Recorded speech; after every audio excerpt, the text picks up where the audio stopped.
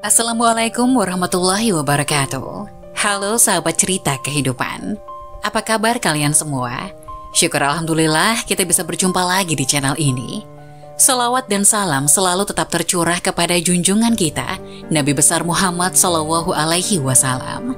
Tidak lupa kami sampaikan salam sehat, salam sejahtera. Semoga kita semua tetap dalam lindungan Allah Subhanahu wa Ta'ala. Seperti biasa, kita akan berbagi kisah dari yang unik, menarik, sampai bikin nangis. Semoga bermanfaat.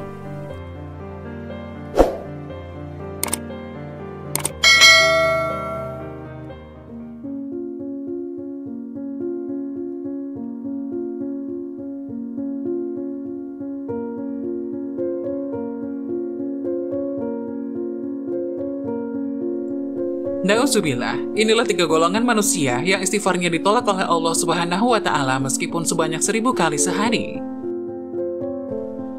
Sebagai hamba Allah yang lemah, tentunya manusia tidak pernah luput melakukan dosa kepada Allah Subhanahu wa Ta'ala. Namun meskipun begitu, ketahuilah bahwa Allah Subhanahu wa Ta'ala itu Maha Pemurah dan Maha Pengampun. Allah akan mengampuni segala dosa apabila kita bertobat kepada Allah dan kembali ke jalan Allah Subhanahu wa Ta'ala. Namun ada beberapa macam orang yang ditolak istighfarnya oleh Allah, walaupun ribuan kali ia membaca istighfar tidaklah bermanfaat. Lantas orang seperti apa yang istighfarnya ditolak oleh Allah? Berikut beberapa macam orang yang istighfarnya ditolak oleh Allah. Sebagian ulama mengatakan inilah 3 orang yang istighfarnya ditolak. 1. Seorang laki-laki yang memiliki perempuan simpanan zina. Seorang laki-laki yang seperti ini, begitu ia selesai melakukan perzinahan, kemudian ia mengatakan astagfirullahalazim kepada Allah, aku meminta ampun kepada Allah. Namun Allah berkata, berpalinglah engkau dari perempuan itu, jangan pelihara lagi, maka akan aku ampuni dosamu. Selama ia masih berhubungan dengan perempuan itu, maka Allah tidak akan mengampuni dan sia-sialah istighfarnya. 2. Seseorang yang di sisinya ada harta haram.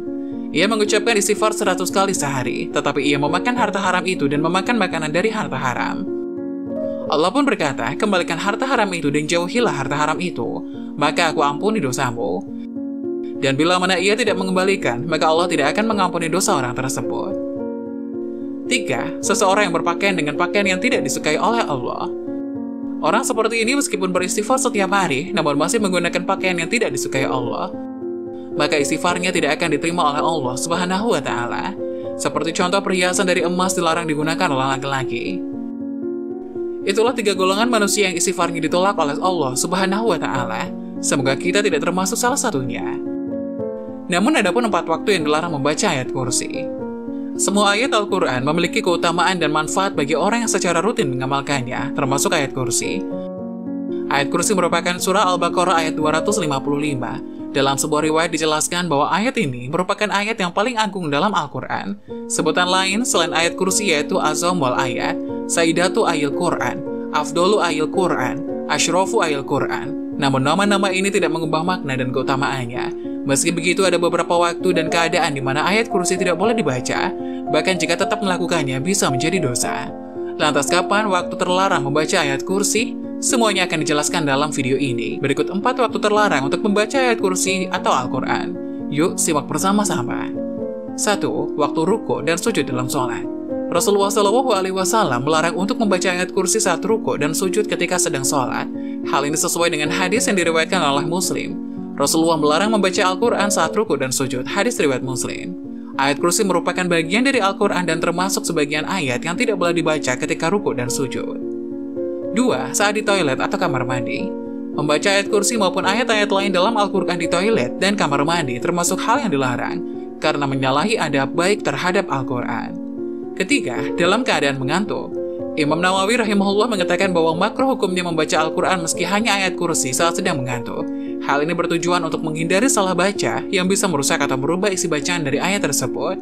4. Saat sedang hadas besar. Hadas besar yang dimaksud adalah saat sedang junub, haid maupun nifas. Membaca Al-Quran termasuk ayat kursi dalam kondisi tersebut dilarang, bahkan haram hukumnya.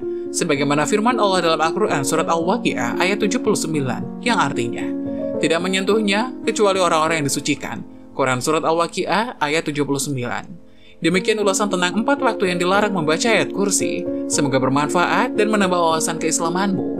Namun sebaliknya, inilah 3 waktu yang terbaik untuk membaca ayat kursi. raih fadilahnya yang luar biasa.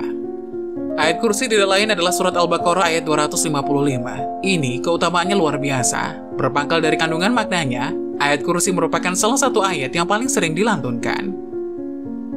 Ia berisi penjelasan kalimat tauhid yang darinya terjerumus pendirian dan pegangan seorang muslim, sehingga berani menghadapi segala tantangan hidup. Itulah beberapa alasan mengapa ayat kursi cukup sering dibaca oleh umat Islam. Walaupun demikian, ada 3 waktu utama yang sangat dianjurkan oleh Rasulullah agar membaca ayat kursi. Pertama, ketika pagi dan petang. Mereka yang senantiasa mengamalkan ayat kursi pada pagi dan petang akan mendapatkan perlindungan oleh Allah Subhanahu wa Ta'ala dari gangguan apapun. Dari sahabat Ubay bin Ka'ab, Nabi berkata, siapa yang membacanya ketika petang, maka ia akan dilindungi oleh Allah dari berbagai macam gangguan hingga pagi. Siapa yang membacanya ketika pagi, maka ia akan dilindungi hingga petang. Hadis riwayat Al-Hakim. 2. Sebelum tidur. Ketika seseorang hamba tidur, maka rentan baginya diganggu oleh jin dan setan. Untuk itu, seorang hamba hendaknya rutin membaca ayat kursi saat ia hendak tidur. Dengan demikian, maka Allah akan melindunginya dari jin dan setan. Hal ini disampaikan oleh Rasulullah ketika sahabat Abu Hurairah mengadu padanya bahwa seseorang telah mengajarkannya ayat kursi. Abu Hurairah menjawab, wahai Rasulullah, ia mengaku bahwa ia mengajarkan suatu kalimat yang Allah beri manfaat padaku jika membacanya, sehingga aku melepaskan dirinya. Bertanya, apa kalimat tersebut? Abu Hurairah menjawab, ia mengatakan padaku, jika aku hendak pergi tidur, hendaklah membaca ayat kursi hingga selesai, yaitu bacaan Allahul la ilaha illa huwal hayyul qayyum. Lalu ia mengatakan padaku bahwa Allah akan senantiasa menjagaku, dan setan pun tidak akan mendekatiku hingga pagi, dan para sahabat lebih semangat dalam melakukan kebaikan. Nabi pun bersabda, adapun dia kala itu berkata benar, namun asalnya dia pendusta. Engkau tahu siapa yang bercakap denganmu sampai 3 malam itu, wahai Abu Hurairah? Tidak, jawab Abu Hurairah. Nabi SAW berkata, dia adalah setan. Hadis riwayat Bukhari. 3. Setelah sholat 5 waktu. Mereka yang merutinkan membaca ayat kursi setelah sholat 5 waktu juga akan diberi kemudahan ketika masuk surga kelak. Dari Abu Umamah radhiyallahu anhu, ia berkata bahwa Rasulullah bersabda, siapa membaca ayat kursi setiap selesai sholat, tidak ada yang menghalanginya masuk surga kecuali kematian. Hadis riwayat An-Nasai. Semoga penjelasan ini dapat memberikan manfaat dan hikmah untuk menonton semuanya. Jangan lupa like, subscribe video ini agar tidak ketinggalan info-info bermanfaat selanjutnya. Sekian dari kami, terima kasih. Wassalamualaikum warahmatullahi wabarakatuh.